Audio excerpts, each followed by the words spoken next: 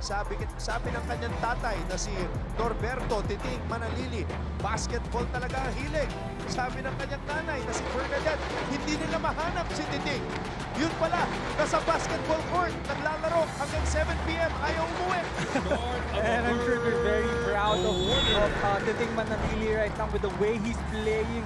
Talagang matutuwa ka if you're a supporter of Titing Manalili.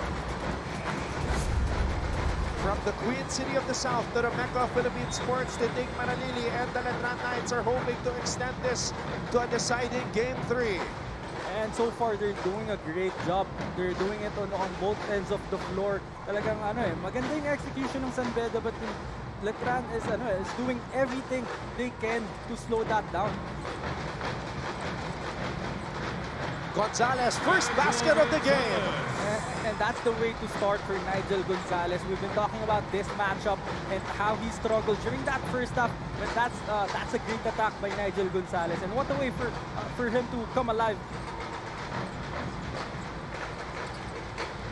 39 all, our third deadlock here in this game. Santos, oh, what a move by Kevin Santos. And Kevin Santos, again, starting the quarter very aggressive, and that's what Letran needs from him. Kevin Santos has one more year of eligibility here in the NCAA. Gonzalez, binigay kay Sahonia. Sahonia swings into Andrada for three. Yukian Andrada! And I don't know why Yukian Andrada was wide open in that corner. 8 years na dito si Yukian Andrada sa NCAA. Diyan nabuhay si Yukian Andrada sa corner three-pointer na yan. San Beda has the lead. Estrada susubok mula sa labas. Misfires. Omega offensive rebound. Santos. Estrada throws the ball back out to Manalili.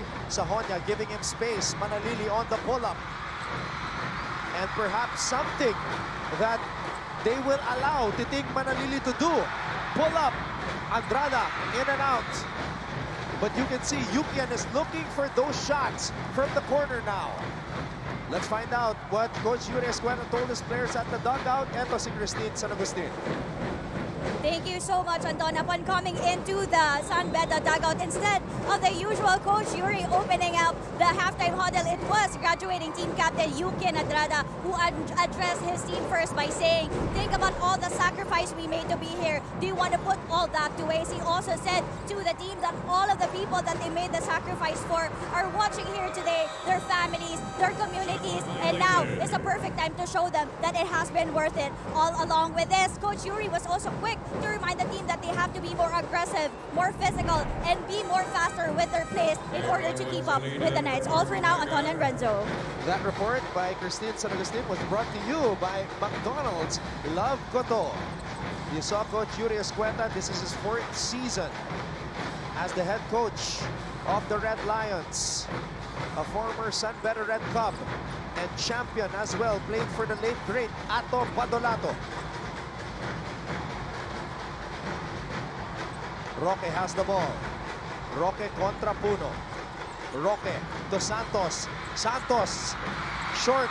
Puno with the rebound. A broken play there. That was a great attack by Roque, making the defender commit. Kaya nagkaroon ng slight opening itong si Kevin Santos. Hindi nga lang natapos yung kanyang layup. San Beda with a 1-point lead. Gonzalez contra Estrada. Gonzalez driving baseline, throws it out to Andrada. Andrada to Sahonia. Sahonia free for three. Big baller, Bryant. 18 points for Sahonia. That's a game high. And San Beda is really scary when they're connecting from the outside. And this is the Nigel Gonzalez that we know. He's the one calling the plays, making things happen for San Beda, locating Ryan Sahonia and Yukian Andrada for those three-pointers. The volume pumapasok sa mga headsets natin. It is so loud inside the Araneta Coliseum.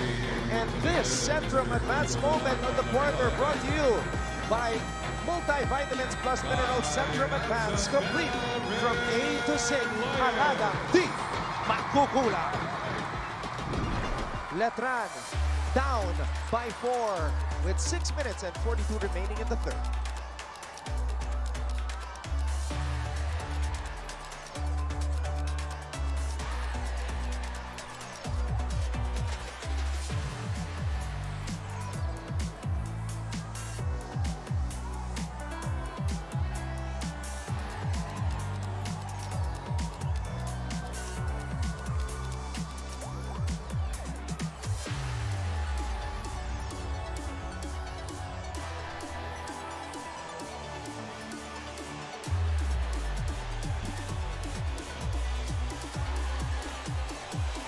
Nagpapatuloy ang ating live coverage ng Game 2 ng NCAA Season 101 Finals. Ngayon naman, alamin natin kung ano ang pinag-usapan ng Letran at the half. Let's go to Flo Del Agua. Anton and Renzo coming into the finals. Coach Alan Ricardo had a specific instruction to the Letran Knights, and that is to stop Nigel Gonzalez and Brian Sajonia. Now, at the half, Coach Allen already recognized that they were able to stop Gonzalez, but unfortunately, Sajonia is still the leading scorer of their opponents. Kaya challenge ni Coach Allen ang kanyang players. Sabi niya, huwag nating hayaan na patawa-tawa lang yung mga players at coaches ng San Beda at bigyan natin sila ng pressure. At bago sila lumabas sa kanilang dugout, Coach Allen left a powerful dialogue to his players. And that is, if we want to move forward here in the NCAA, then this is the last 20 minutes of our lives. Back to you guys. That report was brought to you by Yakult. Para may tulong proteksyon, Yakult with 8B LCS in every bottle that may reach the intestines alive. LCS helps balance good and bad bacteria to improve digestion and boost immunity. Kaya drink Yakult every day. Panalo ka dyan. Yukian Andrada with another big-time triple. And Nigel Gonzalez goes straight to the basket. Plus the foul. Back-to-back big plays for the SUV of point guards. First that assist to Yukian Andrada and this layup from Nigel Gonzalez. A Centrum Advanced moment of the quarter brought to you by Multivitamins Plus Minerals Centrum Advanced. Complete from A to Z. Alanang di magkukulang. Parang Omeses Johnson. Navigating his way straight to the basket. Tank build. Nigel Gonzalez completes the three-point play. And this is the reason why Nigel Gonzalez is in that conversation.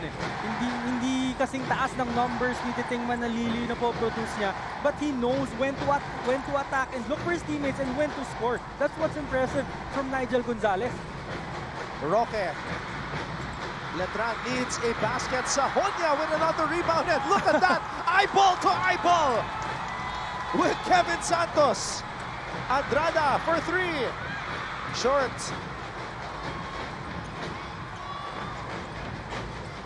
Oh, the emotions starting to boil over. Manalili will head back to the free throw line.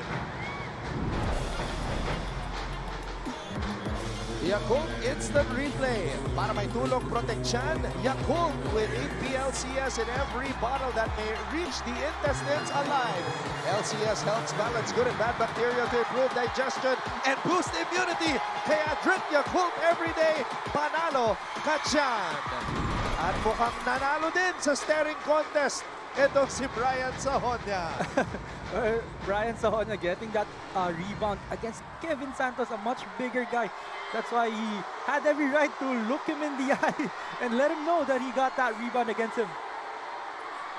6 flat versus 6'6" Sajonia. Playing big as Manalili sinks the free throw.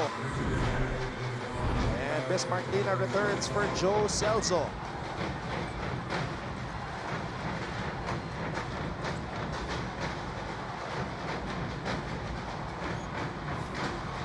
Now, Letran going 94 feet, full court.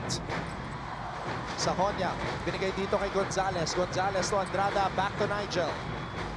Roque ang nakatao sa kanya. Nigel swings it. Andrada free for three. Yukian Andrada. Wow, Anton, wow. I know Yukin Andrada was the one who made that three-pointer, but it was Nigel Gonzalez who made the right read to make that shot possible. Mananili, binigay dito kay Guahao. Guahao, offline. Andrada with a rebound. The Bedans are on their feet.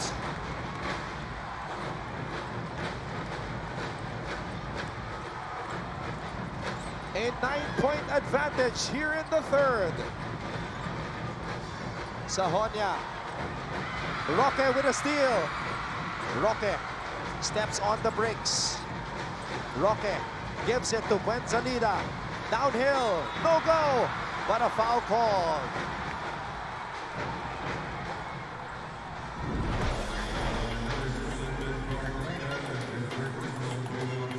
A McCafe assist of the quarter. Gonzalez finds his captain, Yukian Andrada, for 3. And remember, in Game 3 of the San Beda Mapua game in Season 99, Andrada had a game-high 20 points in the series clincher.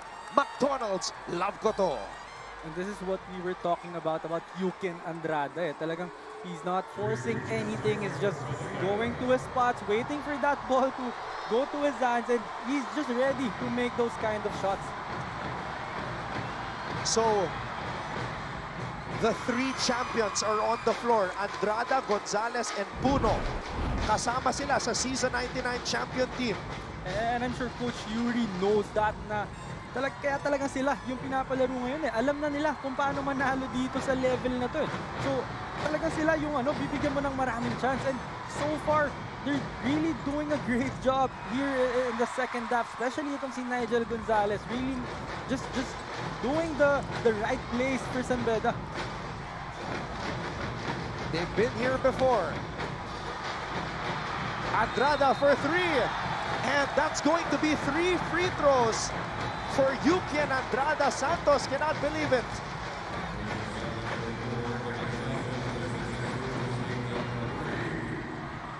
Yukian Andrada, second season as the team captain, has come alive. 15 points in the game. This is a guy who has basketball in his blood. His kuya, Yukian Andrada, played in the NCAA for the San Sebastian Staglets before going to the Green Archers. And Yukian actually told me he almost followed his brother's footsteps later on when it was his time. Pero syempre, sinamahan niya yung kanyang mga batchmates, Ryan Amsali, Justin Sanchez, and Tony Inon, to stay with San Beda. Skechers Basketball fan performance. Skechers Basketball, comfort that performs. Ang idol nito, Tim Duncan. That's why he wears jersey number 21. Oh, missing on that last free throw.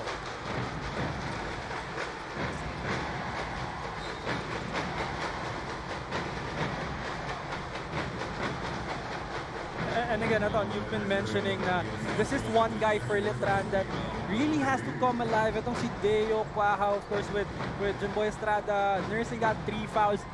I think siya talaga yung yung guy for Letran na kailangan magising para makahabol sila dito sa laro na to. They desperately need him to come alive. Deo Quaha, Roque, fade away. Well, that's a pro move right there. Yun nga lang, masyadong malakas. But we see the skill set and the potential. Gonzalez. Andrada for 3. Not that time. Manalili gets it to Quahao. Quahao to Roque. Roque on the drive. Wild shot. Estacio with a board. And we can really see Deo Quahao second guessing there. He already has the ball in the wide open lane, but he decided not to take it. Estacio for 3. Penny! Estacio! And what about this guy, Penny Estacio, coming into the game once again with that big three-pointer for San Beda. Manalili loses the ball. It's San Beda basketball. Wow, Anton. Wow. Biggest lead of the game for San Beda.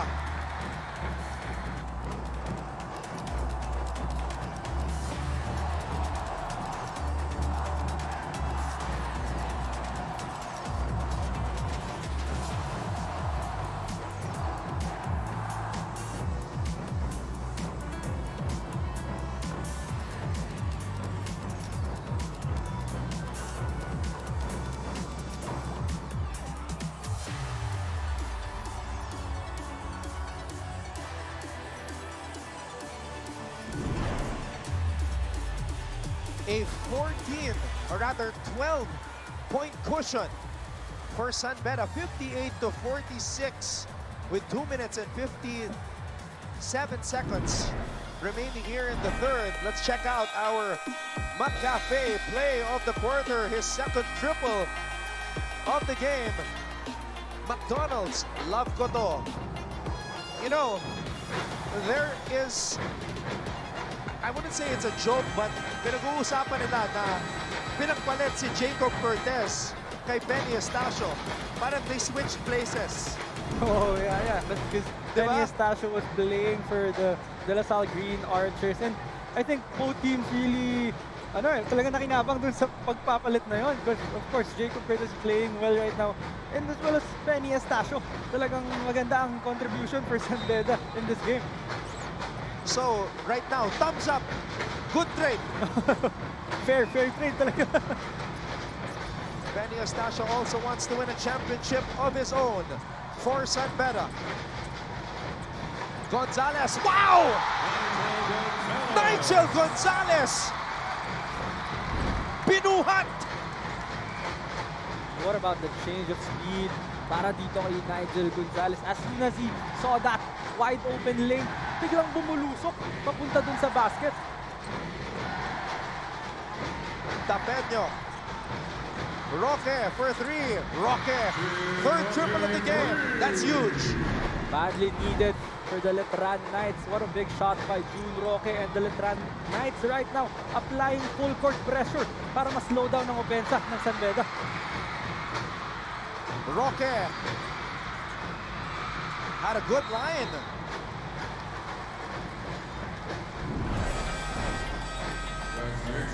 Ang brusko ng Batangas, Nigel Gonzalez. Kitang-kita sa ating Yakult Instant Replay para may tulong proteksyon. Yakult with 8 BLCS in every bottle that may reach the intestines alive. LCS helps balance good and bad bacteria to improve digestion and boost immunity. Kaya drink Yakult every day. Panalo ka dyan. Eto na si Deo. Too strong. Tapeño under goal stab, and he is fouled. And we can really see Deo Quahao a little out of rhythm, no? Rushing into that three-pointer. So, I guess yung pag-struggle niya talaga during this playoff run, medyo naka-apekto na sa confidence niya. And hopefully in this huddle, if you're a Letran fan, they remind Deo Quahao of what he is capable of. Dahil kung matalo sila, wala nang bukas. The season is over. Deo Quahao, one of the deadliest snipers in the NCAA, has been cold in the playoffs. Estacio gets it to Puno. Puno to Andrada. Andrada, free lane! What a pass by Jomel Puno. Very athletic. Tumalon lang. Bumukas na yung driving lane para dito kay Yukian Andrada. Tapeño. Blocked by Lina. Andrada with a block on Tapeño. The captain is everywhere. And what about this run by San Beda? They're not only doing it on the offensive side, but also on the defensive end. Talagang na-cover nila lahat ng gustong i-run nitong Letran Knights. Andrada in the post. Montecillo with a steal. Knights are running. Montecillo misses. Fuenzalida. Short. Wow. Will this be it? Ayan na! Big three-pointer for Deo Quahao. Badly needed for Letran.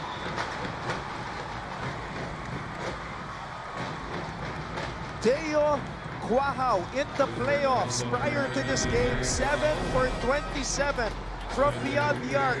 Will this be the spark that ignites the flame that Letran needs? Our McCafe play of the quarter, McDonald's Love Koto. They're hoping that that will be a confidence restoring three for Deo Quahao. And I'm sure every Letran hopeful nakahinga ng medyo malalim after that three-pointer of Deo Quahao. Bola na kay Puno. Penny. Staying steady. Penny. Puno for three. Even him. Jomel Puno joins the three-point party. What about Jomel Puno? Not usually your best three-pointer for San Beda, but making that three-pointer, and that's a big shot for Jomel Puno. Omega susubok mula sa labas as time was winding down. The Red Lions are roaring to end the third. A huge third quarter for San Beda. Outscoring Letran 28-14 as we head to the fourth.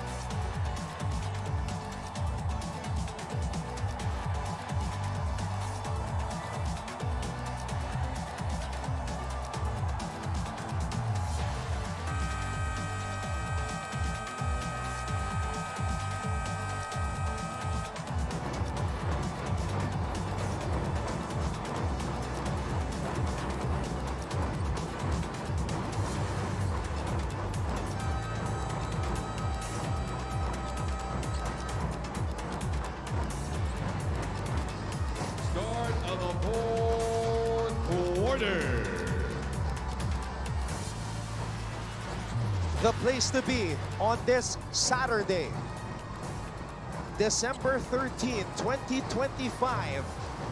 The Mecca of Philippine Sports, the Araneta Coliseum. Game number 2 here in the fights of NCAA Season 101. Anton Rojas together with Renzo Navarro. And we also have Christine San Agustin and Flo Del Agua reporting from courtside for San Beda and Letran respectively. Estrada missing on his first shot to start the fourth. Ball goes back to Manalili. And even Jimboy Estrada missing that shot that he usually makes. So ganun na yung struggle ng Letran. Manalili missing from the outside. Sahonia has the ball. And that's another stop for San Beda. That three-pointer by Manalili offline for him. What a game for Brian Sahonia. 18 points to lead all Red Lions in scoring. Sahonia short. Roque with a rebound.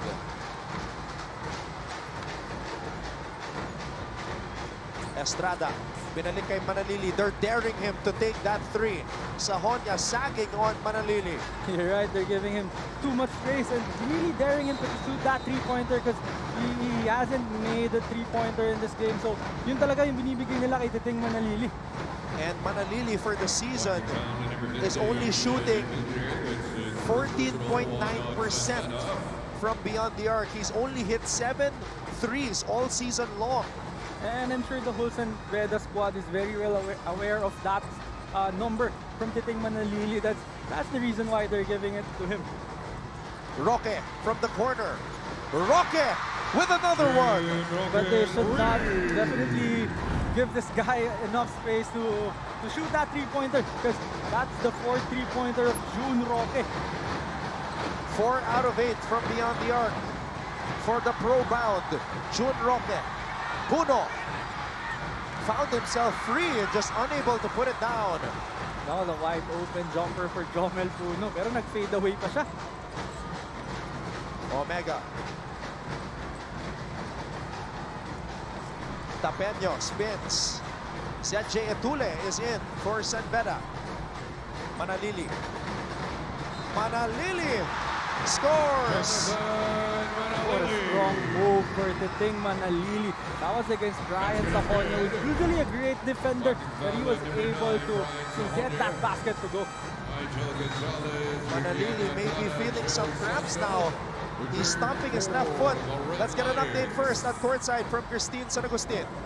Anton and Renzo, you would be surprised to know that the main thing that Coach Yuri Escueta reminded the Red Lions today is to do the things that require no talent. As explained by him, talent is everywhere. We know that they are all here because they are talented, but what will set them apart is their effort, their grit, and their determination. And that is something that, according to Coach Yuri, not even them can teach. And so this was further emphasized during the huddle by Coach Yuri by saying that this game will push them to the core, to its limits. But ang paalala niya, let it push you to the core and to its limits because that will only make the championship sweeter. All for now, back to you guys. That report was brought to you by Skechers Basketball. Comfort that performs. Already an NCAA champion coach, Coach Yuri Escueta, and also a champion assistant coach under Coach Tam Baldwin and Coach Jot Reyes, has all the tools to help lead San Beda back to the promised land.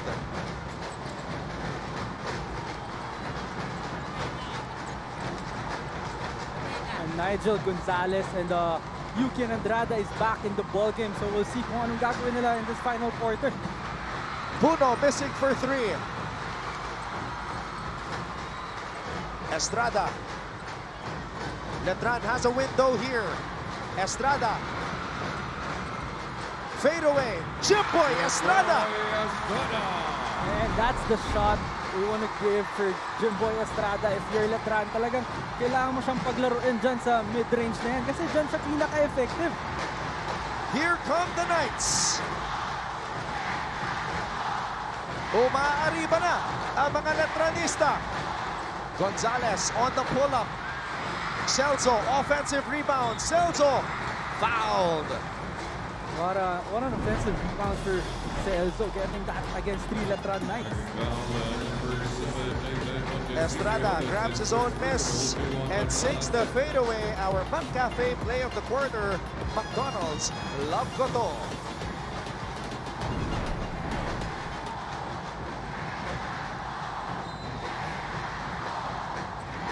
Sahonia. Andrada binigay dito kay Gonzalez. Gonzalez looks up at the shot clock. 5 on the shot clock. Andrada for 3. Yukian! Again! And again! And again! And that was way beyond that three-point line. What about Yukian Andrada? And that's another assist for Nigel Gonzalez. 21. Can you do something for me? Yukian Andrada with 21 points to match his jersey number. That was a Centrum Advance moment of the quarter, brought to you by Multivitamins Plus Mineral Centrum Advance, complete from A to Z. Alagang di makukulang. And after that big shot by Yukian Andrada, Anton, hindi mo man lang nakitang ngumiti. Alam mo na yung focus niya talaga on a high level and alam niya na hindi pa tapos itong laro na to. Holding foul number 5, Celso. That's his fourth personal team foul number 3. Titig Manalili on the bench, getting his left quad worked on. Estrada from the corner, in and out. Puno with a board. That's the 11th rebound of Jomel Puno. He's really the one controlling that board for San Beda. Gonzalez. Gonzalez creating some space. Omega with a rebound. Great defensive stop for Montesillo that time. And that's going to be a foul on Brian Sahonia. And that's the last foul to give for San Beda. Mahirap talaga agawan itong si Jimboy Estrada. It's like he has the ball on a string. And he's very shifty, talking about itong si Estrada, and very deceiving kasi pag tinignan mo siya sa mata, talagang malilito ka and pag sinundan mo naman yung bola, again, very shifty kasi itong si Jimboy Estrada can dribble the ball with his left and the right hand.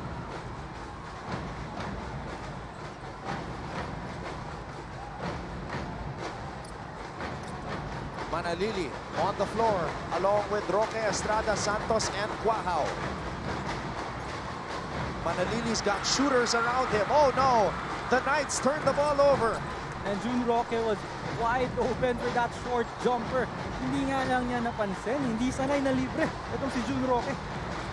Gonzalez breaks free. Nigel Gonzalez. It's a 10-point lead for San Beda.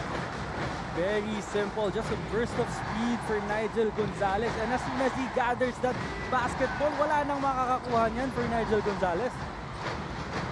Kevin Santos scores underneath. And this guy has been very quiet. After that strong start, talking about Kevin Santos, medyo nawala rin yung production niya during that third quarter. Santos against Estrada. Approaching the halfway point here in the fourth period. Gonzalez. Oh! Not a pick. So the ball will stay with San Beda. Let's check out our McCafe play of the quarter. McDonald's Love Koto. Nigel Gonzalez with some style points on that finish. And I think that's the third time that he reached that painted area with just one dribble. And Chomel Puno saves another possession for San Beda. Chomel Puno right now looking like the GOAT of offensive rebounding here in the NCAA. Well, he's got 12 rebounds, talking about Jomel Puno. So he's really one of the reasons why they're up by 8 right now. He's giving his squad multiple possessions to score that basketball. So that's 6 out of 11 for offensive rebounds. 6 offensive rebounds out of his 11 in total. Shot clock violation. Hey, this one is far from over. Still 4 minutes and 50 seconds to go. Well, San Beda was already up by, I think, 12 earlier. Pero Letran made a run. It was down to at least 5 points. So alam natin na babalik at babalik pa rin itong Letran.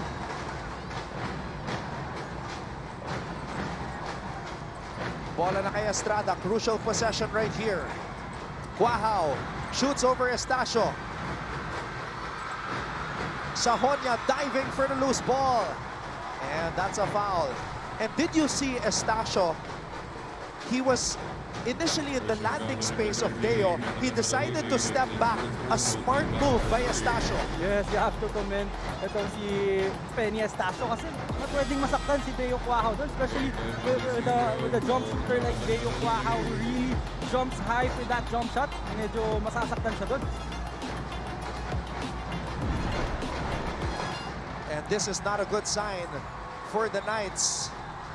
Titing Manalili heading to the bench. So, maraming nakatutok ngayon. Legends, shout out to the mighty kid, Borgie Hermida. Tuned in right now as we go to Flo del Agua. Salamat, Anton. And speaking of legends, walang bibitaw mga Letranista dahil yung isang legend nga na si Sir Kirby Raimundo patuloy na naniniwala at nakasuporta sa likod ng ating Letran Knights. Actually, just a few minutes ago, Sir Kirby told me he even had to miss a very important live event just to be present here in the finals at parati daw siyang pinasasalamatan ng players dahil grabe yung impact na meron kang back-to-back champion na gumagabay sa'yo. And so in the final minutes of this match, the Knights are not doing this hustle for themselves anymore. They are doing this for the people who refuse to give up on them. Back to you guys. Ang laking bagay niyan to have a guy like Kirby Raimundo being a motivator and mentor, lalo na for a guy like Kevin Santos. Oh, malaking bagay yan for Kevin Santos. I'm sure he's gonna learn a lot from him. And right beside Kuya Kirby Raimundo is Harold Santa Cruz, also a former Letran Knight.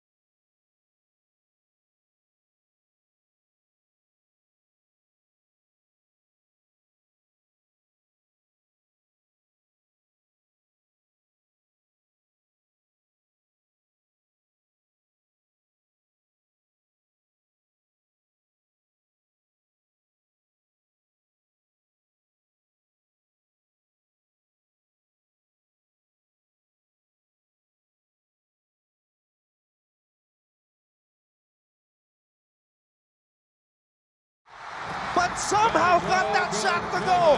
Unbelievable. Wow, Nigel Gonzalez. Oh my God. That's the first oh my God from you all season, Renzo.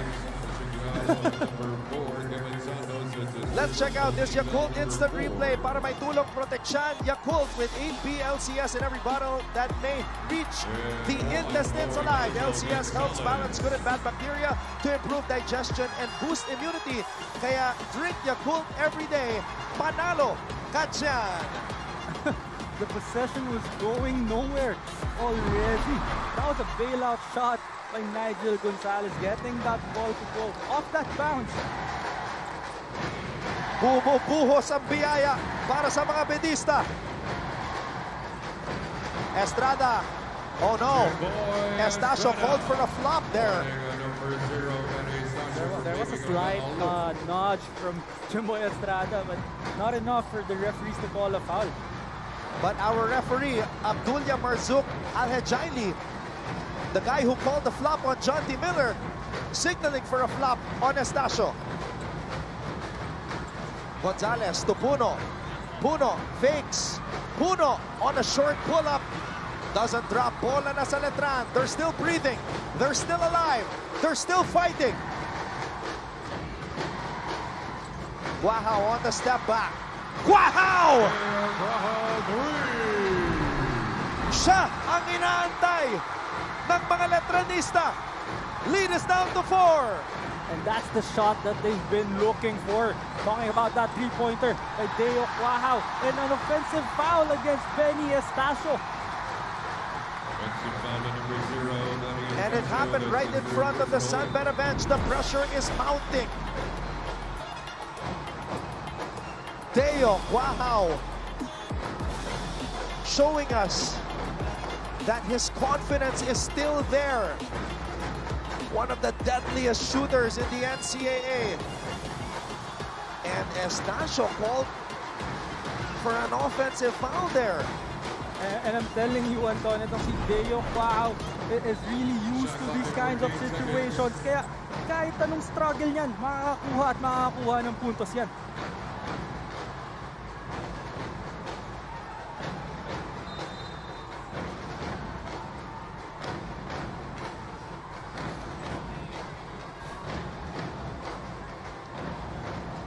Manalili is still on the bench.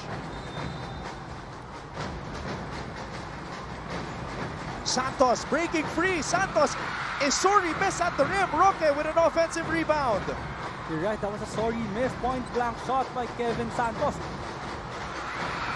Ball is loose. Sahonia steals it away. Sahonia stole the ball. Gonzalez gets it to Estacio. Dangerous pass. Andrada gets it to Brian. What a stop for San Beda, and that dive by Brian Sahonia. Imagine your best offensive guy in this game diving for those loose balls. That's really big for San Beda. Sahonia, top of the key three. Brian Sahonia, three. As we enter the Mug Cafe last 2 minutes. McDonald's, love, Koto.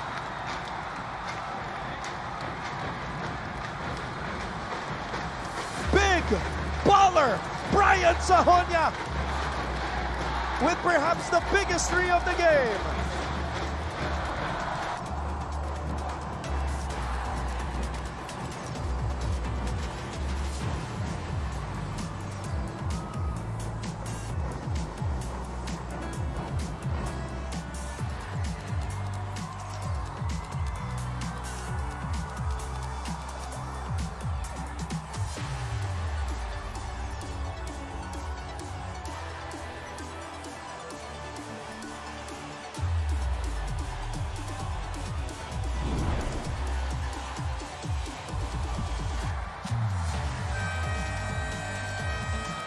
The Letran Knights were breathing down the necks of the San Beda Red Lions.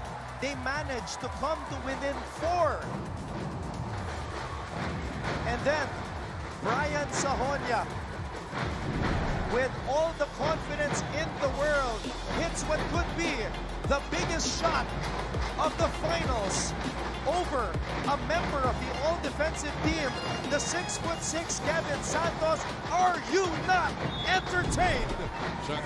What about Brian Sajonia getting a three-pointer again right in front of Kevin Santos, who's a much bigger guy and a great defensive player for Letran. A wild shot taken by Quahao, and from way out, Renzo. And that's too early on the shot clock. I thought they were going to go for something good, but that was a quick shot coming from Deo Quahao and the Letran Knights. Right now, Brian Sahonia's confidence is on another planet. 21 points for Sajonia, 21 points for Yuki Andrada. And what about Nigel Gonzalez? Scoreless in the first half, 12 points here in the second half. You're right, you have to commend Nigel Gonzalez for coming out alive even after struggling during the first half. And what about Brian Sajonia? He's just such a big shot maker with the absence of John T. Miller again. No John T. Miller for Beda in this game, but Brian Sajonia and Yuki Andrada, those guys were able to carry that scoring load na iniwan ni John T. Miller in this game. Ang pambato ng Lipa City, Batangas, Nigel Gonzalez gives Beda a 9-point lead with 1 minute and 51 seconds to go. Mananili is back on the floor. Quahao for 3. Puno with another rebound. And that has been the story of the game. Mga early shot on the shot clock for Letran. Tapos yung defensive rebound talaga nasa-secure agad ni Jomel Puno. Kaya nakakuha ng maraming stop yung Beda. Gonzalez sees daylight. Gonzalez! Nigel Gonzalez! Buhat Barangay! And Brian Sajonia is feeling it.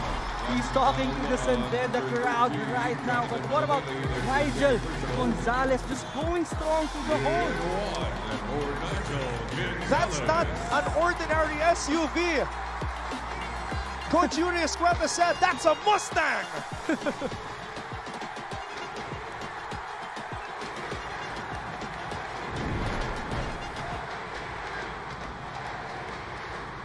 And Gonzalez completes the three-point play.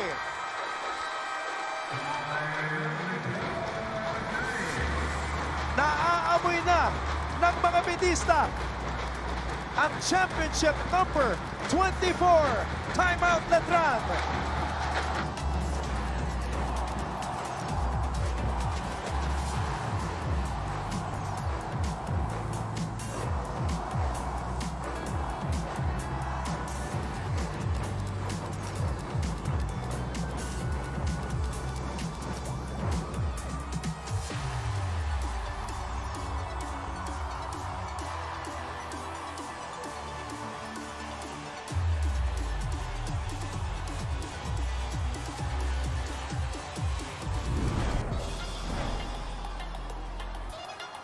Who's the best point guard in the NCAA?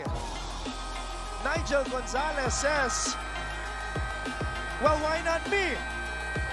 My coach says it's me.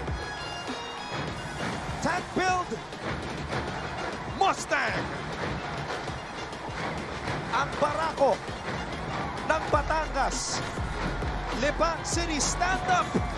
Nigel Gonzalez has taken over here in Game 2. And Nigel Gonzalez showing us the reason why Coach Yuri said those nice words to him. Talagang pinapatunayan niya. Wow, desperation 3, Gonzalez. You know, Nigel Gonzalez wants his second championship. Jomel Puno wants a second championship. Yuki Andrada wants another championship. This is the trio that was part of that season 99 championship squad. Puno, Gonzalez, and Andrada, and Coach Yuri Escueta has them on the floor. And with the way they played in today's game, talagang pinakita nung tatlong yun sa atin lahat na talagang gusto nila makuha yung isa pang championship na yun. Nigel Gonzalez still has 2 more years of eligibility in the NCAA. Still in his 3rd season, was a champion as a rookie. This was a guy who had to guard the rookie MVP, Clint Escamis, in his first finals experience. 2 more years for Nigel Gonzalez. Matagal-tagal pang paparada to sa NCAA scene. Andrada with the rebound. Gets it to his point guard, Nigel Gonzalez. Nakatayo na ang mga Bedista. They're starting to celebrate.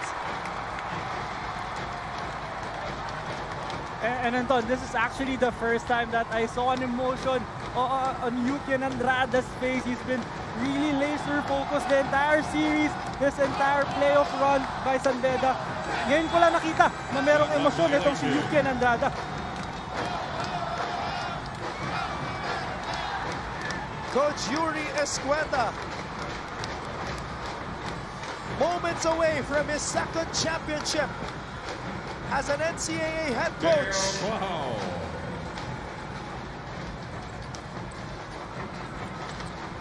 Everybody, lahat ng mga nakapula, lahat ng mga Bedista, up on their feet here at the Araneta Coliseum. And what a time to be a San Beda fan. What a way for San Beda to get this championship for their team, bringing back that crown to Menjola. Coach Yuri Escueta started his basketball journey as a member of the San Beda Red Cubs with the late great Ato Badolato. Won a championship under Coach Norman Black with Ateneo. Won championships as an assistant with Coach Tab Baldwin and John Reyes, and now he's a 2-time NCAA champion coach. Championship number 24 for the greatest team in NCAA history, San Beda University. The Red Lions are the greatest of all time.